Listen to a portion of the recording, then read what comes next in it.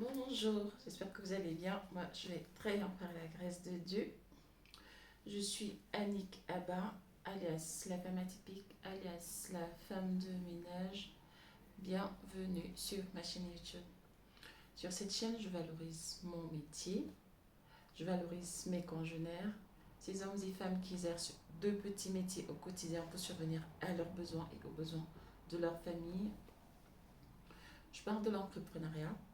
J'encourage les femmes à se lancer dans l'entrepreneuriat avec deux petits budgets parce que c'est exactement ce que j'ai fait. Je parle des changements que le Seigneur apporte dans ma vie depuis que j'ai fait le choix de revenir à lui. Alors si tu es une femme brisée, abattue, chosifiée, méprisée, on t'a souvent dit que ta vie ne vaut pas grand-chose, tu en es convaincue. Ta vie aussi entre désespoir, amertume, regret, frustration, jalousie, aigreur, il t'arrive de noyer tes soucis dans de l'alcool, sache que tu es au bon endroit. Il y a quelques années, j'étais comme toi, peut-être même pire que toi. Je suis issue d'une famille chrétienne. J'ai reçu une éducation assez stricte, mais à 24 ans, j'ai fait le choix d'abandonner le Seigneur, d'aller découvrir autre chose. Et j'ai commencé à prendre des mauvaises décisions. Qui dit mauvaise décision dit conséquences. Ça a duré environ 13 ans. Et quand je suis devenue maman, je me suis dit, Annick, tu ne peux pas accueillir ton enfant dans un environnement pareil. Tu ne peux pas élever ton enfant dans un climat aussi belliqueux, aussi malsain. Je suis allée chercher des solutions. Je me suis intéressée au développement personnel. Je me suis intéressée j'ai recommencé à lire, j'écoute des livres audio, je suis des formations, je suis des podcasts, vraiment tout ce qui peut me permettre de grandir. Je suis boulimique de tout ce qui me permet de progresser. Je me suis abonnée à toutes les chaînes YouTube qui pouvaient me permettre d'atteindre mes objectifs, à toutes les pages Facebook également qui pouvaient me permettre de progresser. Et bien évidemment, j'ai associé la prière à tout cela. Je ne te dis pas que ça sera facile, je ne te dis pas qu'il suffira que tu fasses ça pour que ta vie change. Mais si tu veux changer ta vie, si tu veux donner une autre orientation à ta vie, tu peux le faire. Prends la résolution de changer, fixe-toi des objectifs et impose-toi une discipline et tu verras ce qui va se passer dans ta vie. Si j'ai pu y arriver, toi aussi tu peux. Aujourd'hui, je vais parler de la virginité. Je vais parler de la virginité parce que euh, j'ai échangé avec deux personnes sur la question des conséquences du fait de découvrir le sexe assez tôt. Et je me suis dit que j'allais faire une vidéo là-dessus. Euh, et à bien y penser, j'ai également pensé à mettre en place justement un programme que j'ai appelé En classe. Donc c'est un peu une sorte de podcast, mais moi je préfère dire ça que c'est comme ça, c'est en classe. Donc pour venir partager les échanges que j'ai avec les personnes que j'accompagne. Pour le moment, je fais l'accompagnement en particulier individuellement. Je ne le fais pas encore en groupe, donc je prends des notes. Et pour ce que je vais faire aujourd'hui, j'ai pas pris des notes, ça sera pour une autre fois. Parce que j'ai accompagné une dame avant-hier, j'ai pris des notes, je voulais en parler. Mais comme aujourd'hui j'ai parlé successivement avec deux personnes sur la virginité, je me suis dit, ok Annick, tant que tu as encore les idées bien fraîches dans la tête, fais une vidéo là-dessus. Euh, on n'a pas idée de ce que ça peut causer dans une vie, le fait de se lancer très tôt dans la vie sexuelle, dans l'activité sexuelle. Aujourd'hui, avec le recul, je commence à comprendre énormément de choses. Moi, par exemple, euh, j'ai été élevée dans cette logique-là de ne pas découvrir le sexe avant le mariage. J'ai pu tenir jusqu'à mes 24 ans, mais aujourd'hui, je regrette. Je regrette aujourd'hui, je dirais pas amèrement, mais j'aurais vraiment voulu conserver ma virginité jusqu'au mariage, jusqu'à mes 28 ans. Mais malheureusement, voilà, comme je l'ai dit à l'entame de ma vidéo, j'ai décidé autrement. Mais je comprends aujourd'hui que, en fait, quand les parents donnent certaines consignes aux enfants, quand les parents donnent certaines directives aux enfants, ou quand les parents veulent imposer une certaine ligne de conduite aux enfants, c'est parce que parfois les parents connaissent les pièges qui attendent les enfants. au cours de leur vie. Les parents savent, c'est pour ça qu'on dit par exemple, si jeunesse savait et si vieillesse pouvait. C'est parce que les vieux, ils ont déjà eu un certain parcours et ils connaissent ce qui attend les jeunes dans leur parcours. Moi, à l'église, on nous disait qu'il fallait se marier puceau, il fallait se marier vierge. Et c'était très bien, c'est une très bonne chose parce que je prends mon cas, j'ai des camarades qui, au collège, qui à 15 ans pratiquaient déjà des avortements. Je ne sais pas si vous imaginez ce que ça fait à une femme de commencer des avortements à 15 ans. Le drame, c'est qu'elles n'en font pas qu'un seul parce que quand vous commencez à 15 ans, ce qui est certain, c'est que vous allez encore tomber enceinte d'une autre grossesse indésirable, soit parce que vous ne voulez pas que les parents soient au courant, soit parce que l'auteur ne veut pas assumer. Et vous pouvez vous retrouver à 30 ans en ayant déjà pratiqué 4, 5, plusieurs avortements. J'ai échangé avec une dame, justement, j'ai commencé à parler, c'est pour ça que je dis que j'ai parlé avec des personnes, deux personnes aujourd'hui. L'une c'était une dame et l'autre c'était un homme. La dame, elle a 33 ans et elle a pratiqué 5 avortements.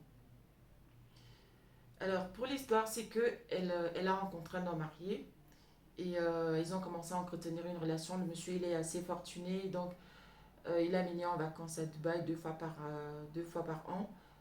La première fois, il partait avec sa famille et puis elle était là et puis voilà.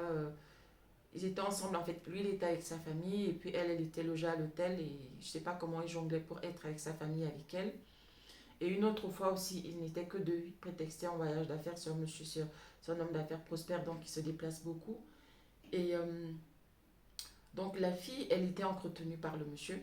Et le monsieur lui a dit clairement que je veux pas d'enfant de toi. J'ai 3 enfants avec mon épouse, ça se passe très bien, je suis amoureux de ma femme, je n'envisage pas de faire d'autres enfants. Et voilà, je te l'impose, c'est comme ça, c'est à prendre ou à laisser. En tout cas, si tu tombes enceinte de moi, arrange-toi à ne pas tomber enceinte de moi. Si jamais ça arrive, arrange-toi à t'en débarrasser parce que je veux pas d'enfant. Quand c'est arrivé la première fois, elle a conçu la première fois, le monsieur l'a copieusement bastonné. Et il lui a dit, je te reprends tout ce que je te veux faire parce que elle était logée, elle avait tout ce qu'elle voulait à moi.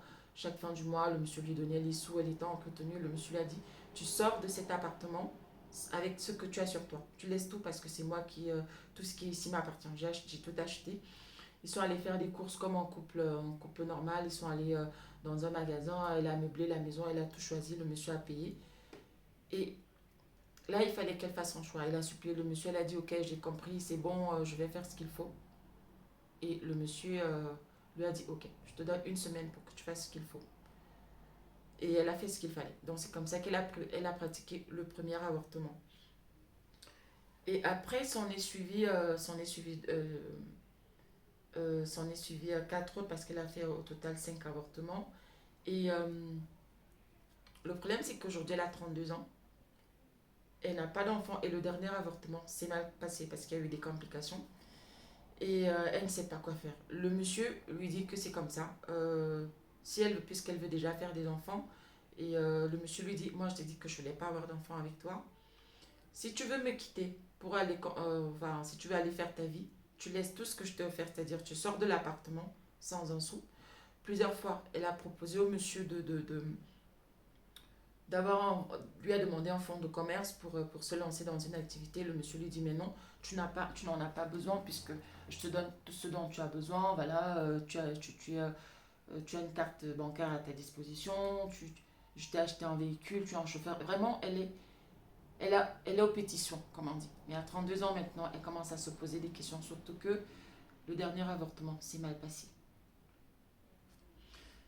Elle est comme on dit souvent, à la croisée des chemins. Elle ne sait pas quelle direction prendre. Est-ce qu'elle continue avec ce monsieur ou est-ce qu'elle sort de là? Sauf qu'elle si elle sort de là, elle n'a rien. Parce que le monsieur lui a dit, tu t'en vas, mais tu me laisses tout ce que tu sors de l'appartement, tu pars sans rien. Alors, elle se retrouve dans un piège parce que autour d'elle, on sait quand même qu'elle mène un certain train de vie. Entre les copines, les membres de sa famille, ses parents, des personnes qu'elle aide autour d'elle, elle ne sait pas quoi faire. Et elle m'a demandé mon avis. Alors, ce qui va se passer, c'est que je vais l'accompagner parce que ça va pas se faire. On a eu un premier échange et il y en aura d'autres. Je vais vraiment essayer de l'accompagner comme je peux. Ça va pas être facile. C'est très compliqué. Je n'ai même pas encore réfléchi honnêtement à comment est-ce que je vais l'accompagner. Je sais pas parce que je sais pas encore. Mais je voulais partager ça aujourd'hui pour dire aux jeunes filles qu'aujourd'hui vous avez la chance d'avoir des personnes comme moi, des personnes qui parlent de motivation, qui racontent des histoires, qui publient des histoires, soit leur vécu, soit le vécu de d'autres personnes. Euh, euh, Vous avez encore la chance aujourd'hui de ne pas faire des mauvais choix, vraiment de vous préserver. Même pour ceux qui ont déjà commencé à prendre des mauvais choix, vous avez la possibilité de vous préserver. Vous avez la possibilité de sortir de ce mauvais chemin, de ces mauvaises voies. Parce que dites-vous qu'il y aura des conséquences. Et les conséquences peuvent être très graves. Parce que ces dames, je ne sais même pas, parce que son inquiétude maintenant, c'est est-ce que je vais accoucher, est-ce que si je me marie, elle a besoin d'une reconstruction. Pendant des années, elle était entretenue, ça se passait bien, elle était contente, elle avait tout ce qu'elle voulait, elle partait à Dubaï 2 fois l'an, sans compter les voyages à Kribi, machin truc, séjour dans des beaux hôtels, beaux vêtements, belles chaussures, beaux sacs à main, beaux bijoux, tout ce qu'on peut imaginer. Mais aujourd'hui, elle commence à, le poids de tout ça commence à peser. Et le monsieur lui dit, bah, j'étais claire dès le départ, tu sais très bien, on a toujours fonctionné comme ça, donc il est hors de question que ça vienne changer maintenant. Tu veux refaire ta vie, je ne te retiens pas, mais tu laisses tout ce que je t'ai donné. Les jeunes se lancent dans la facilité. Les jeunes se lancent dans il y a des jeunes par exemple qui vous disent ouais c'est ma vie, c'est mon corps, je fais de mon corps ce que je veux, je ne vis pas pour les autres, machin. Tout ça c'est très beau. Mais sauf que vous ne savez pas ce qui vous attend quand vous aurez 30 ans. Vous ne savez pas ce qui vous attend quand vous aurez 40 ans. Parce que tout ça, vous emmagasinez ça, vous ne perdez rien, votre cerveau emmagasine tout ça. Et quand vous allez vous retrouver dans des situations où il faudra peut-être, vous allez vous retrouver maman, où il faudra inculquer une éducation à vos enfants, il faudra inculquer des valeurs à vos enfants, ou même quand vos enfants vont vouloir prendre les mêmes ou prendre les mêmes voies que vous, et que vous ne serez pas en mesure de leur dire non, tu ne peux pas prendre cette voie-là, parce que vous n'allez pas leur dire la vérité en fait, parce que je ne vois pas cette dame-là dire à sa fille, ma fille, j'ai avorté 6 fois, enfin j'ai avorté 5 fois, et j'étais pendant des années entretenue par le mari de quelqu'un d'autre. Elle va pas lui dire la vérité, parce que elle veut quand même sauver la face. Quoi qu'il en soit, elle vit déjà avec les conséquences de ses mauvais choix. Donc, le message que je veux dire à une jeune femme, surtout, moi je parle vraiment aux jeunes femmes parce que les hommes s'en tirent toujours dans ces histoires-là. C'est pas l'homme qui porte l'enfant, c'est pas l'homme qui avorte. Lui, le monsieur, il a déjà ses 3 enfants avec sa femme.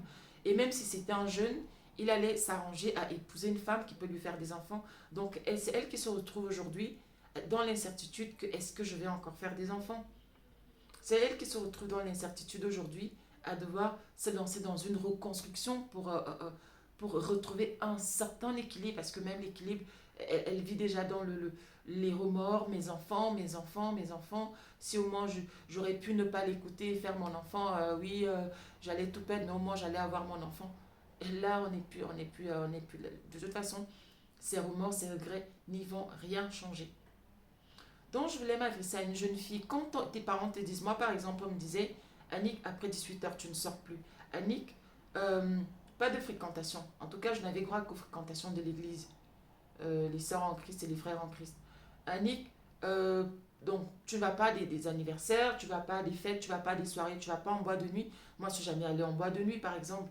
Annick, tu fais pas ci, tu fais pas ça, tu fais pas ça. Ça m'a énormément préservée de beaucoup de choses quand j'avais vraiment, on va dire, dans la tranche on va dire, de la puberté, c'est-à-dire à partir de 15 ans jusqu'à mes 24 ans. Ça m'a énormément préservé de beaucoup de choses. Et pour que cette vidéo ne soit pas longue, je vais y revenir où, par exemple, les garçons de mon quartier s'étaient lancé un défi pour coucher absolument avec moi. C'est-à-dire, je les ai surpris un jour en train de parler de ça. C'est-à-dire, c'était vraiment, on allait voir qui allait être le premier à coucher avec moi. Et ça arrive souvent dans les quartiers. Moi, aujourd'hui, par exemple, malgré tous les mauvais choix que j'ai faits et que je regrette bien évidemment, s'il y a quand même une chose pour laquelle je suis très fière, c'est que dans mon quartier, je n'ai couché avec aucun garçon de mon quartier. Je n'ai couché avec aucun garçon de mon collège. Et aujourd'hui, j'en suis fière. Et j'en suis fière pourquoi? Parce que j'ai quand même eu des parents qui ont su mettre les garde-fous. Et je suis surtout fière parce que j'ai su, en fait, j'étais le genre d'enfant, j'avais pas besoin qu'on me répète la même chose deux fois. Dès qu'on me disait, Annick, tu fais pas ça, je faisais plus.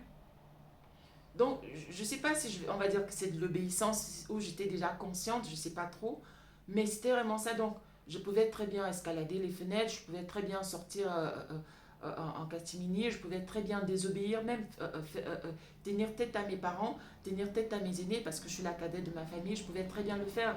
Mais à chaque fois que mes aînés me disaient, tu ne fais plus ça, j'obéissais. À chaque fois que mes parents me disaient, ne fais plus ça, j'obéissais. Et aujourd'hui, j'en suis fière parce que ça m'a préservé de énormément de déboires. Donc, le message que je veux dire à une jeune fille aujourd'hui, quand tes parents te disent ne fais pas ci, ne fais pas ça, c'est pour ton bien. Je vais devoir écourter la vidéo parce que mes enfants sont en train de se réveiller de leur sieste.